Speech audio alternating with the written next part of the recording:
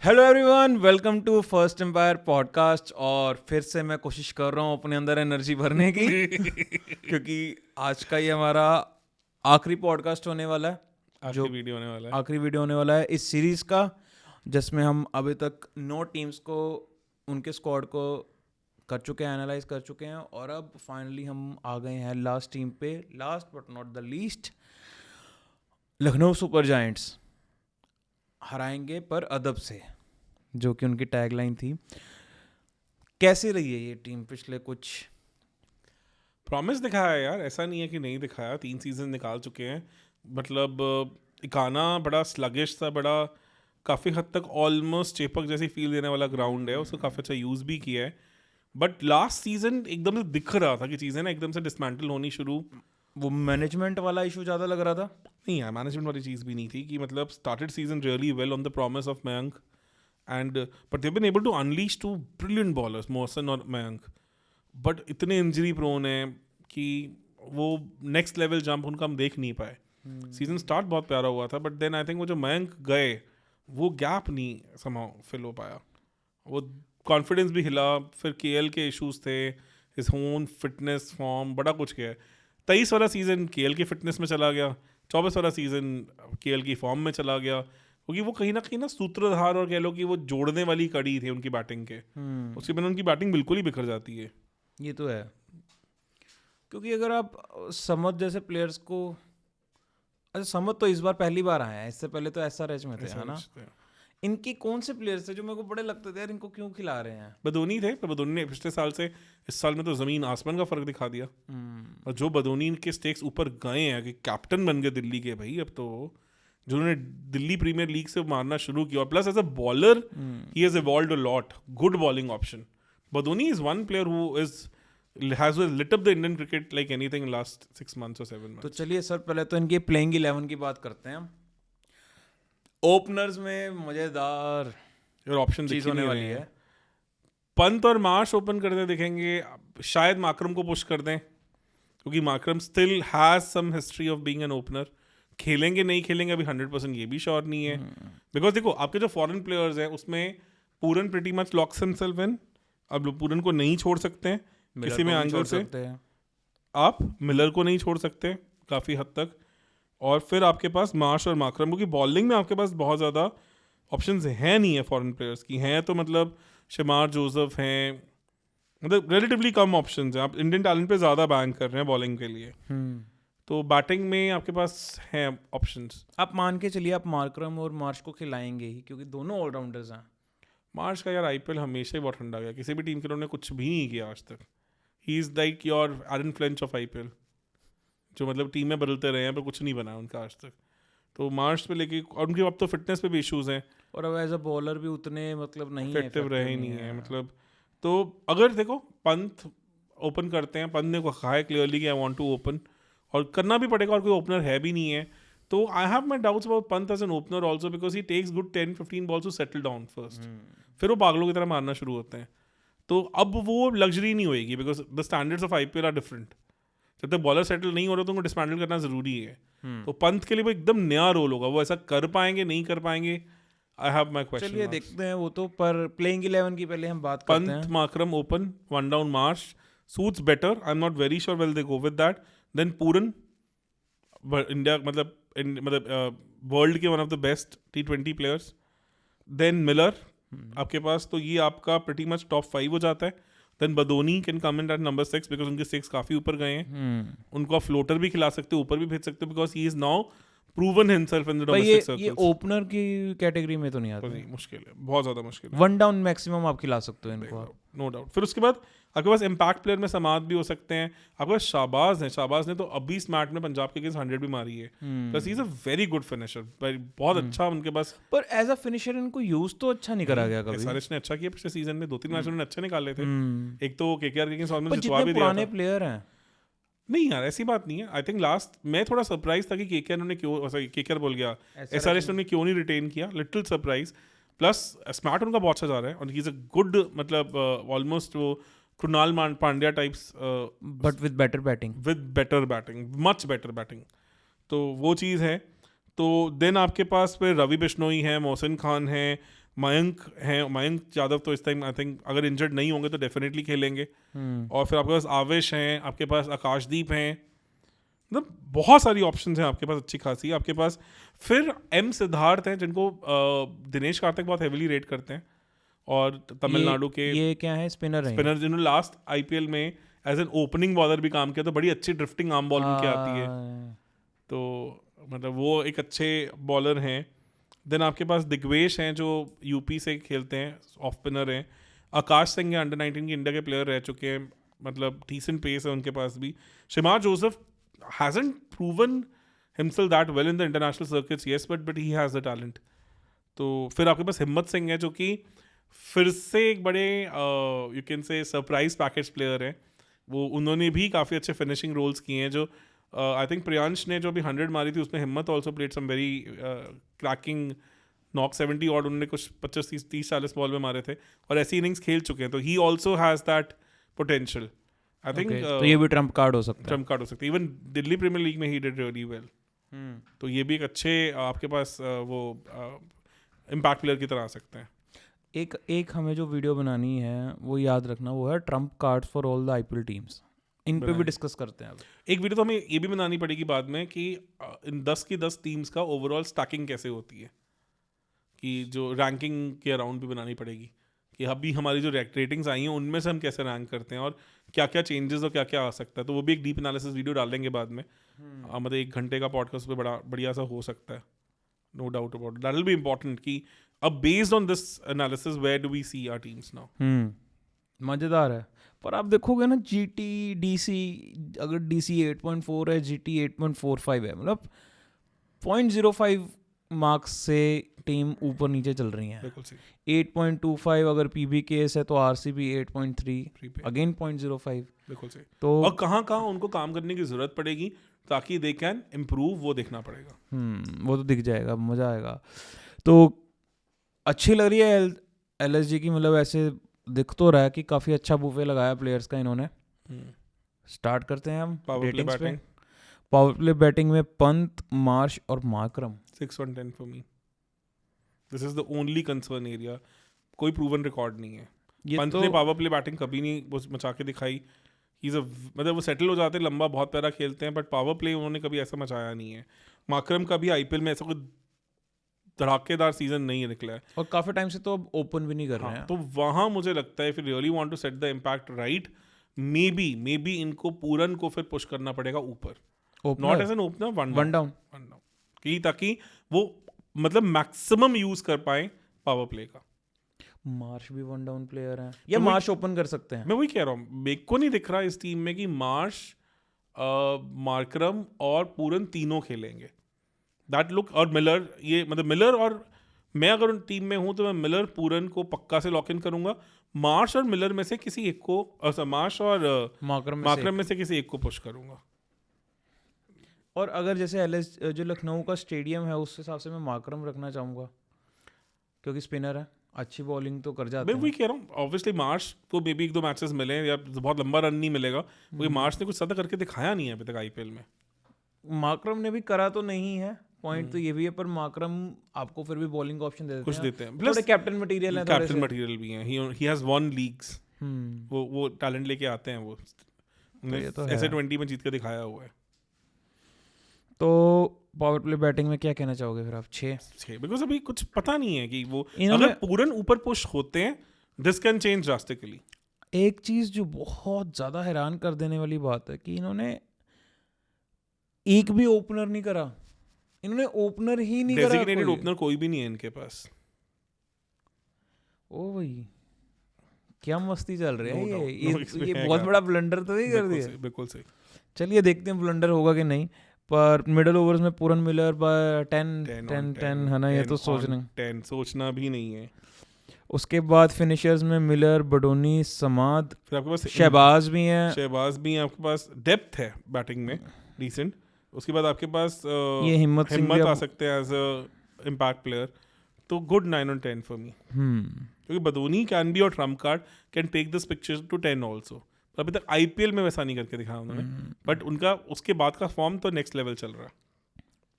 Power play bowling, Mohsin Khan, आवेश, मयंक। कौन? मयंक अगर या फिट है, आकाशदीप भी हो सकते हैं। अगर फिट है मोहसिन और मयंक तो ये 10 on 10 भी हो सकती है, but I am highly doubtful कि ये दोनों पूरा पूरा आईपीएल निकाल पाएंगे जो उनकी हिस्ट्री है।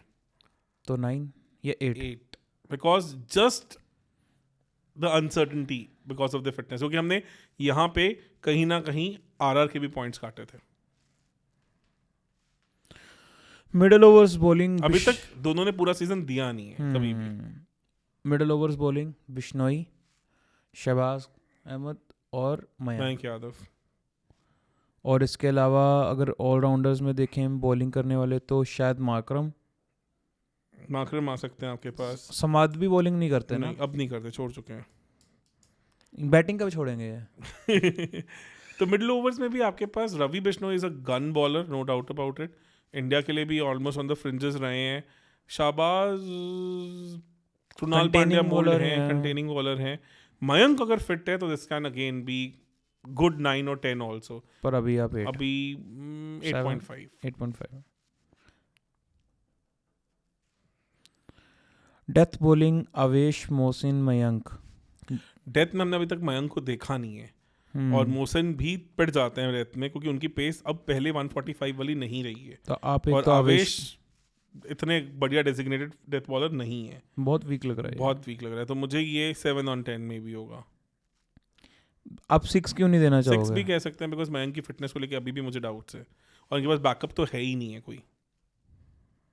तो 6 on 10 कह सकते हैं। Death can go horribly wrong for them, no doubt about it. इन्होंने अच्छा इंडियन कोर उठाया है बॉलिंग में, बट वो बहुत इंजरी प्रोन कोर है। तो ये बहुत डाउट है कि क्योंकि अगर आप आवेश खान और आकाशदीप सिंह दोनों को खिला रहे हो, आकाशदीप को खिला रहे हो, आवेश खान को खिला रहे हो, तो वो वैसे बॉलिंग कुछ उतनी वो नहीं लग रही कि आप कहो कि मतलब ठीक है। मतलब आवेश Khan is hot and cold, like मतलब मिनी सिराज हैं वो। अगर मोहसिन और मयंक फिट हैं, अपने फुल फिटनेस पे खेलते हैं, they can be the gun bowlers for LSG this season.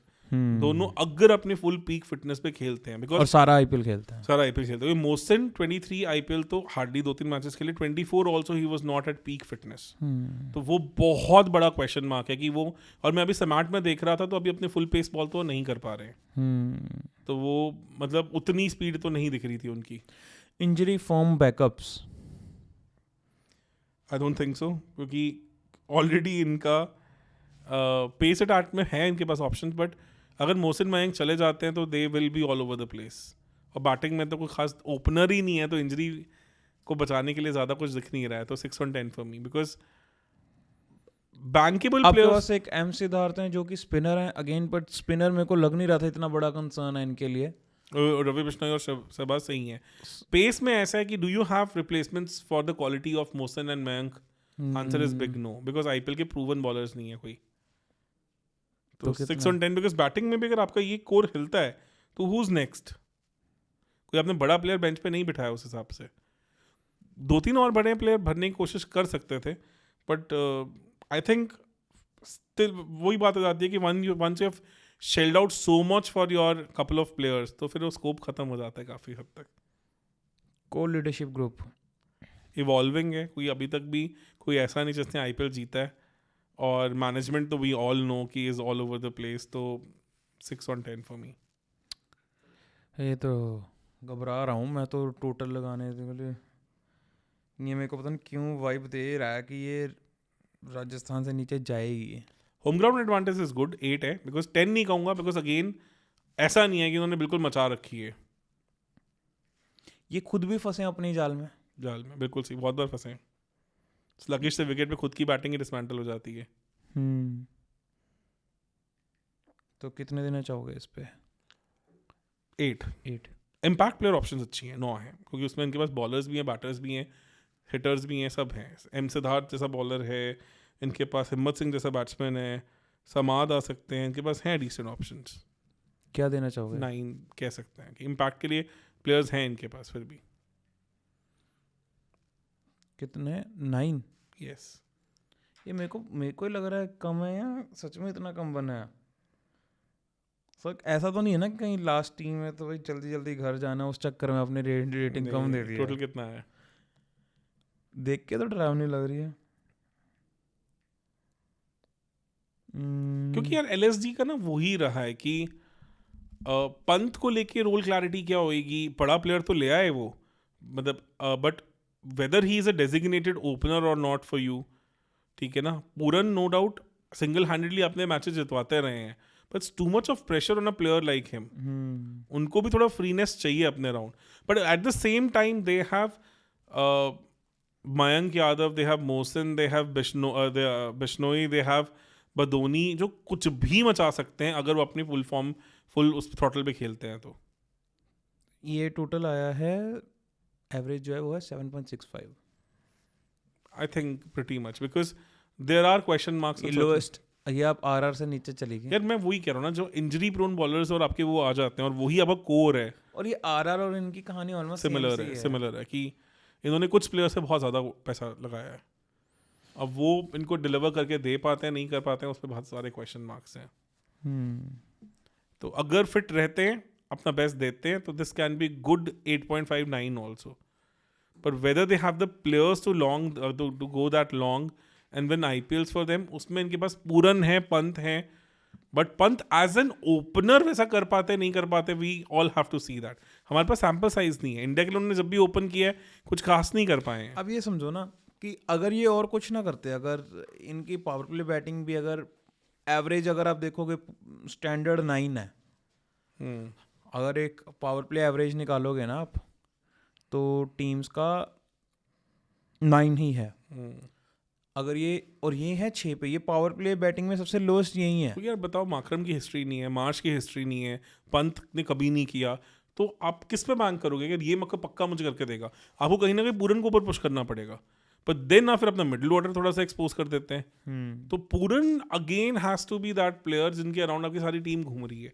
That is where they have shelled out so much for him, और उनका फर्स्ट रिटेंशन है वो, क्योंकि उनकी पूरी टीम उसके अराउंड बिल्ड हो रही है। पर वो हर मैच में आपको वैसा करके देगा, that's too much of an ask. It's like already आपकी टीम जा रही है with everything centred around Pooran, तो वो बहुत मैटर करेगा।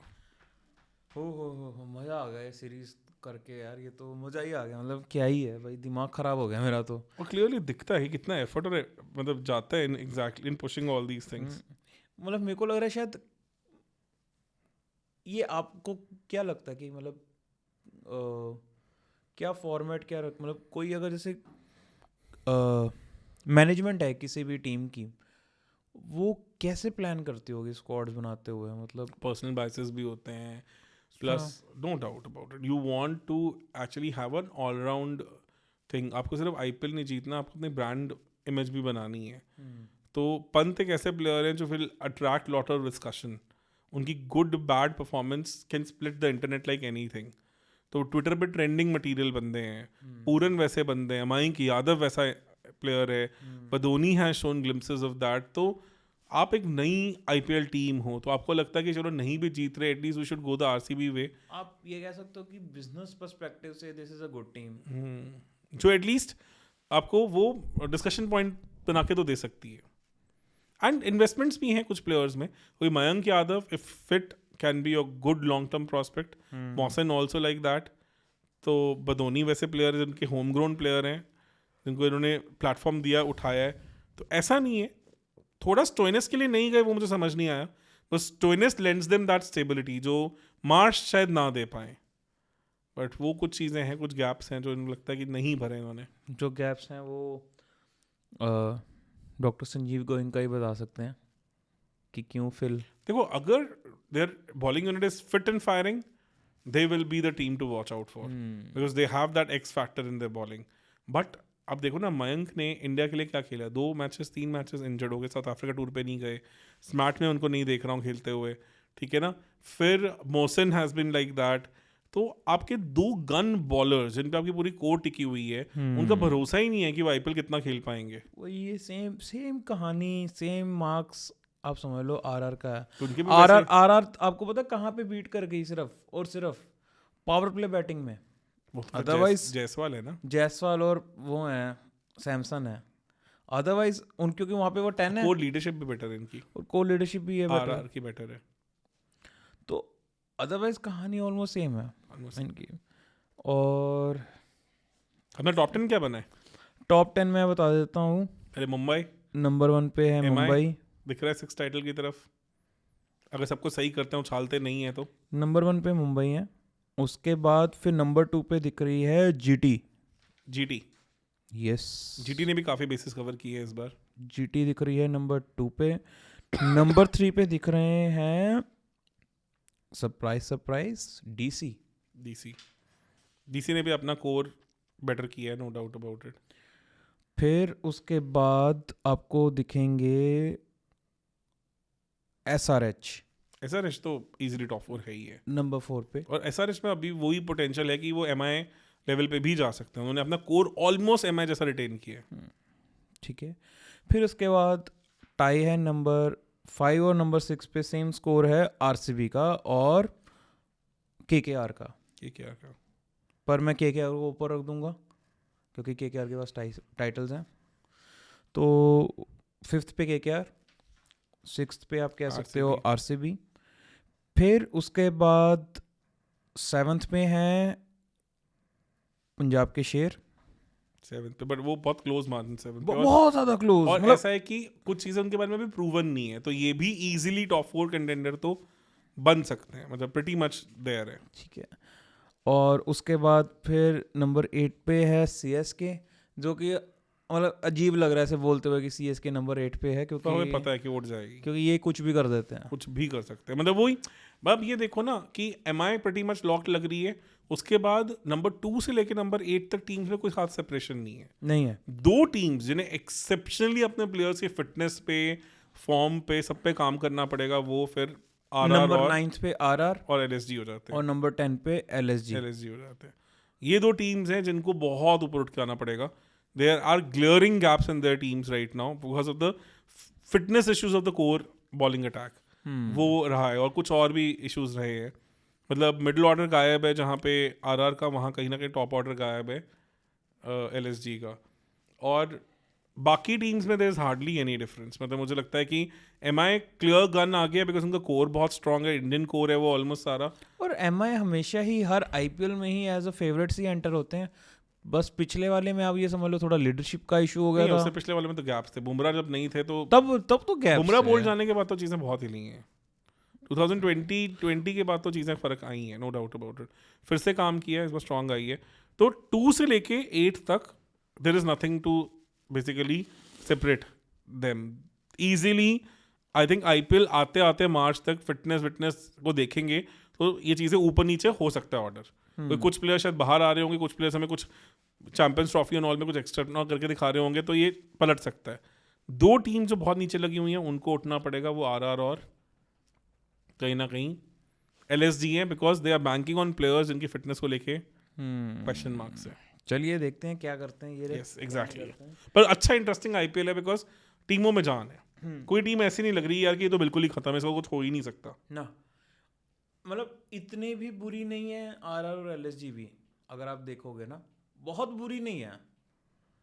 कोई भी नहीं है, देखो कहीं ना हो कि इस बार बुरी टीम इस बार कोई भी नहीं बनी। कोई भी नहीं बनी है, टीम सारी स्ट्रांग बनी है। सिर्फ और सिर्फ मुझे एलएसजी का ये नहीं समझ आया कि ओपनर्स कैसे मैनेज होंगे, मतलब वो हाँ, ये इन्होंने बहुत ही ज़्यादा बड़ा मिस कर दिया। हर टीम ने मेक श्योर करा कि अपने ओपनर्स, मतलब जिनकी रेटिंग कम भी है वो ओपनर्स हैं। इट्स जस्ट कि या तो फायर पावर उनमें कम है या रिसेंट फॉर्म नहीं अच्छी, बट हैं वो ओपनर्स ही। यहाँ वो गैप है, यहाँ ओपनर्स ही नहीं लिए एक, मतलब मैं कितनी इंटरेस्टिंग बात है कि इन्होंने एक भी लेजिटिमेट ओपनर नहीं लिया जो प्रूवन ओपनर है T20 का। मतलब मेक शिफ्ट ओपनर्स आप ले रहे हो, बहुत बड़ा रिस्क हो जाता है आईपीएल में। अब या तो आप ये मान के चल रहे हो कि माकरम सारा सीजन खेलेंगे और अच्छा भी करेंगे और आपको वो 500-600 वाला सीजन दे पाएंगे, हाईली अनलाइकली।